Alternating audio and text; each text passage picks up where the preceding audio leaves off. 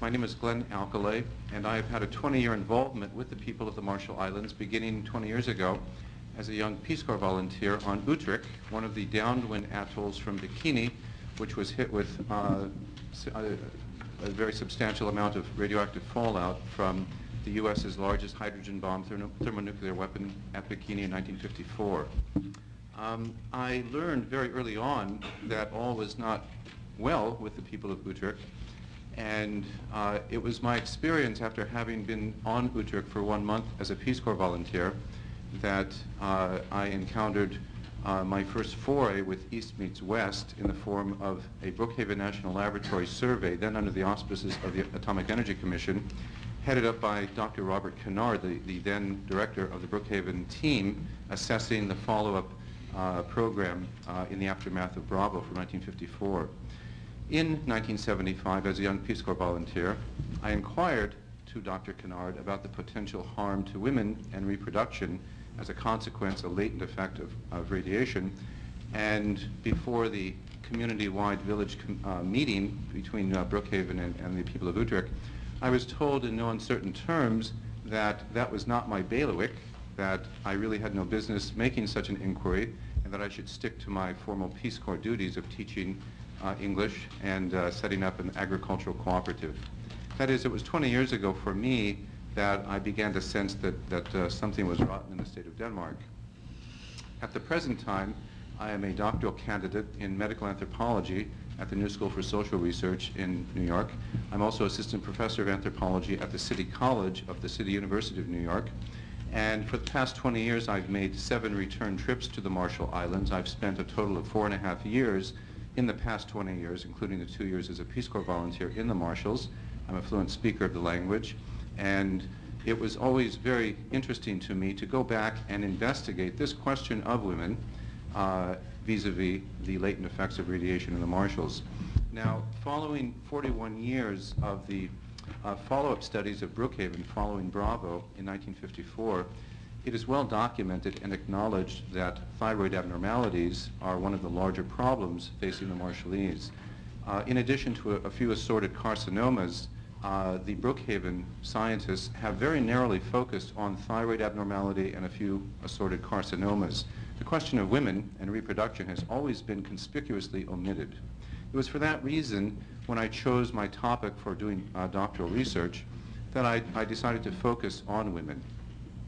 I'd like to read a quote from one of my 1,200 interviews I've collected over the past 20 years of Marshallese women, one of the inducements about how I got involved. This is a quote from Nene Letobo on Utrecht, and I quote, she says, "Some women gave birth to creatures like cats, rats, and the insides of turtles, like intestines. Most of the women have chibum, Marshallese word for miscarriage, including myself, who gave birth to something unlike a human being. Some women gave birth to things resembling grapes and other fruits, and some women even stopped having children, including myself. Things are not the same now, and the people are not as active and healthy as before the bomb." I heard this repeatedly throughout the Marshall Islands from many women, and it seemed really curious about this chasm that existed between the Brookhaven studies and the perceptions, the indigenous perceptions and observations of the Marshallese women. For that reason, I spent 13 months in the Marshall Islands between 1990 and 1991 conducting a health survey on women and reproduction. And I would direct your attention in my statement, I'm sorry I didn't bring overheads, I should have had foresight to bring overheads. That's fine. I'm going to share with the committee some preliminary findings of my 13-month health survey that I conducted in the Marshall Islands, wherein I interviewed 830 women on 10 different atolls.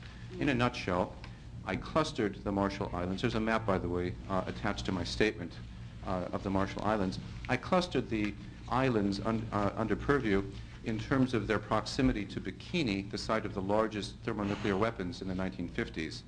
And I divided them into northern Marshall Islands and southern Marshall Islands. That seemed reasonable.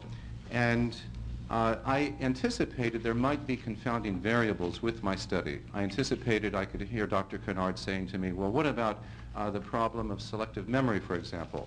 Moreover, since a nuclear claims tribunal has been established under the Compact of Free Association regimen, whereby a $150 million trust fund has been established in the Marshals, Marshallese are at present filing claims for health injury and property damage stemming from the tests.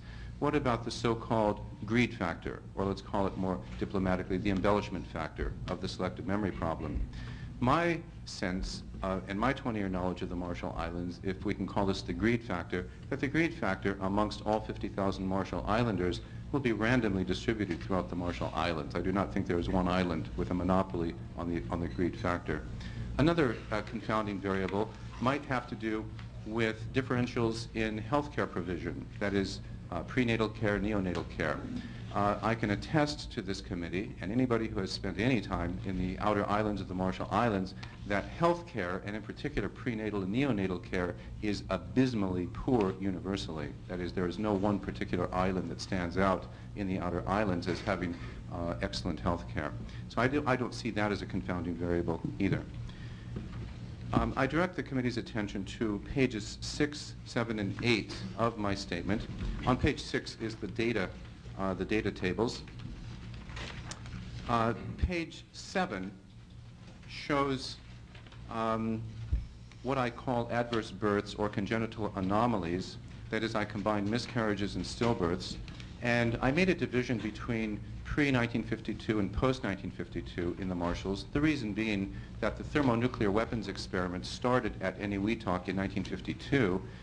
Prior to that, they were atomic weapons in the kiloton range. Beginning in 1952, the thermonuclear weapons, the hydrogen bombs, were in the megaton range, and the fallout from the megaton range weapons we now know was distributed pretty uniformly throughout the Marshalls, obviously higher doses to the northern islands closer to Bikini and less fallout further away.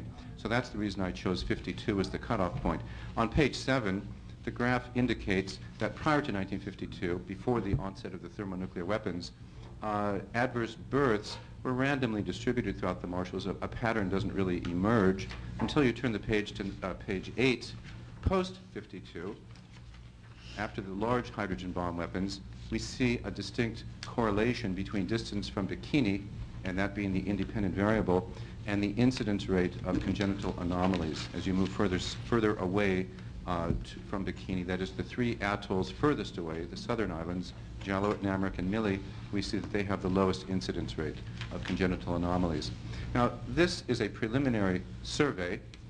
This is a pioneering effort in the Marshall Islands, and I am here to request one item from this committee. I did not bring a long laundry list. I brought one particular item. I tried to crystallize my statement into one request.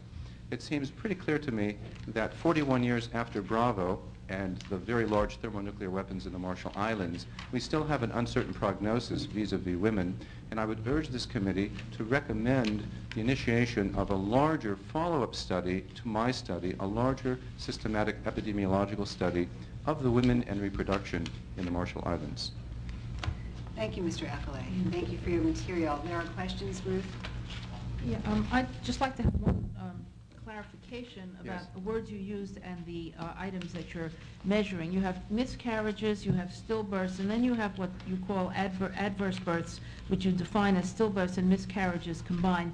And yet, in your oral statement, you referred to congenital anomalies. Did you look at something other than deaths? I mean, miscarriages and stillbirths are adverse outcomes that did not result in a live birth. Did you look at anything that would be called congenital anomalies in births, in live births? Yes, thank you for the question. In my data collection, and I'm still assessing the data, I have a ton of data. It's going to take me several more months to sift through it. I also collected data from all these women in my survey about children born with serious maladies. I would include those in congenital anomalies as well. Also, another facet of this research, which will come out in a few months, has to do with residence histories. The Marshall Islanders, unlike our popular romantic images of island people, do not stay put. There's a high degree of mobility. It's important to know where a particular woman resided, say in 1954. Did she live in Rongelap, 120 miles from Bikini, or was she at Ala Moana Shopping Center in Hawaii, several thousand miles away? So I'm also assessing those data. But I hope that clarifies the question. Thank you. Are there other questions for Mr. Alcalay? Thank you very much for your material. Thank you very much. Good luck with your dissertation. Thank you.